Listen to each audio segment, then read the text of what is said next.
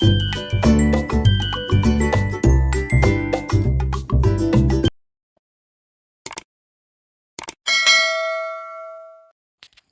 ඔයාලා හැමෝම වෙනදා වගේම අදත් ගොඩක් ආදරෙන් පිළිගන්නවා ඇග්‍රිෂේන් YouTube channel එකට.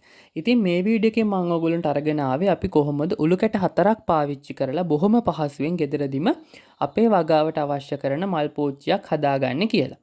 දැන් අපි මේ වැඩේ කරන හැටි බලමු. ඊට කලින් ආදරෙන් ඉල්ලනවා මගේ channel එක subscribe කරලා එකතු වෙන්න කියලා. මේ උළු කැට ගත්තාම මේකේ තියෙනවා සමහර එක උළු කැටයක දෙපැත්තක් තියෙන. එක පැත්තක කාණුවකුත් අනිත් පැත්තේ එක සෙට් වෙන පීල්ලකුත් තියෙනවා. මෙන්න මේ කාණුවක් සහ පීලක් එකතු වෙන තැන පාවිච්චි කරලා අපිට පුළුවන් මෙන්න මේ විදිහට උළු කැට 4 එකකට එකක් සෙට් කරගන්න. මම මේ පෙන්නන විදිහට මේ උළු කැටේ තියෙන කාණුවකට පීලක් විදිහට එන විදිහට බලන්න. මෙතන තියෙන මේ පීල්ලට අරකේ තියෙන අර කොටස ඇතුළට යවලා අපිට පුළුවන් මේ උළු කැට 4 එකකට එකක් සම්බන්ධ කරගන්න. මේ කොටස් ටික පාවිච්චි කළා තමයි වහලේ උඩදී වුණත් අපි උළු කැට සම්බන්ධ කරගන්නේ. මේ 4 මෙන්න මේ විදිහට අපිට එකතු කරගන්න පුළුවන්. අවශ්‍ය නම් මේක ස්ථාවරව තියාගෙන අපිට පුළුවන් මේකේ දාර 4ට සිමෙන්ති දාලා සිමෙන්ති ආලේප කරලා හදාගන්න. එහෙම නැත්නම් අපිට පුළුවන් මේ විදිහට අල්ලගෙන ලණුවකින් ගැට ගහගෙන අපේ වගා බඳුන සම්පූර්ණ කරගන්න.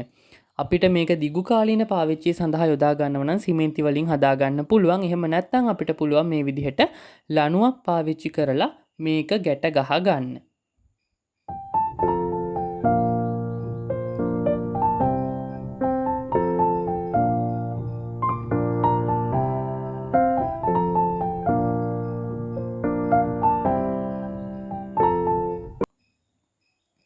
ගැට ගහ ගන්නකොටත් මේක අනිවාර්යයෙන්ම ශක්තිමත් විදිහට අපි ගැට ගහ ගන්න ඕන.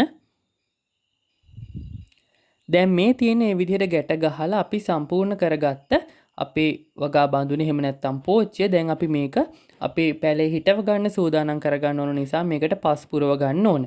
මේකේ පතුල සිදුරු කිරීමක් අවශ්‍ය වෙන්නේ නැහැ. මොකද මේකේ පතුල අපි කෙලින්ම පොළවට තමයි සම්බන්ධ කරලා තියෙන්නේ. ඊට පස්සේ මෙන්න මේ විදිහට අපේ වගා මාධ්‍ය මේකට පුරව ගන්න තමයි තියෙන්නේ.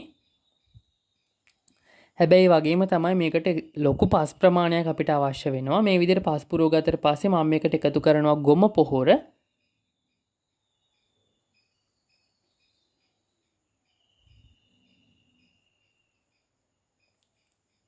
ඊට පස්සේ මම මේකට එකතු කරනවා කුකුල් පොහොර.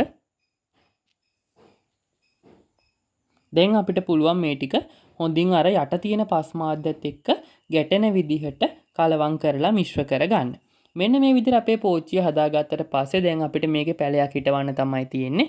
මම අද මේකේ හිටවනවා සුදු කොච්චි පැලයක්. මෙන්න මේ විදිහට අපේ පෝච්චියේ මැද පුංචි සිදුරක් අපි හදා ගන්න ඕන පැලේ හිටවන්න. හැමදාම කියනවා වගේ පැලේ ගලවනකොට පැලේ වටෙන් ඇඟිලි දෙක යවලා මේ විදිහට අනිත් පැත්ත හරවලා මුලට හානියක් නොවන විදිහට අපිට පුළුවන් පහසුවෙන්ම පැලේ ගලව ගන්න.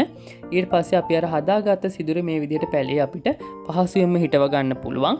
හැමදාමත් කියන වගේ අදත් කියන්න තියෙන්නේ පැලේ පැකට් එකේ තිබුණ පස් ප්‍රමාණයට වඩා අපි යට කරන්නේ නැහැ. ඒ ප්‍රමාණයම තමයි අපි පස් වලින් යට කරන්න ඕනි.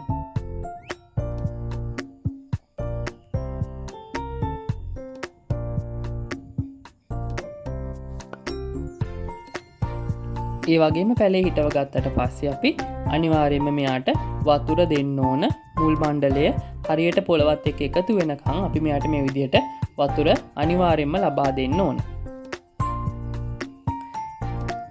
ඉතින් මෙන්න මේ විදිහට තමයි අපි උළු කැට 4ක් පාවිච්චි කරලා පහසුවෙන්ම වගා බඳුනක් නිර්මාණය කරගත්තේ. ඕනම ගෙදරක අපිට සාමාන්‍යයෙන් පහසුවෙන් උළු කැට හොයාගැනීමේ හැකියාවක් තියෙනවා.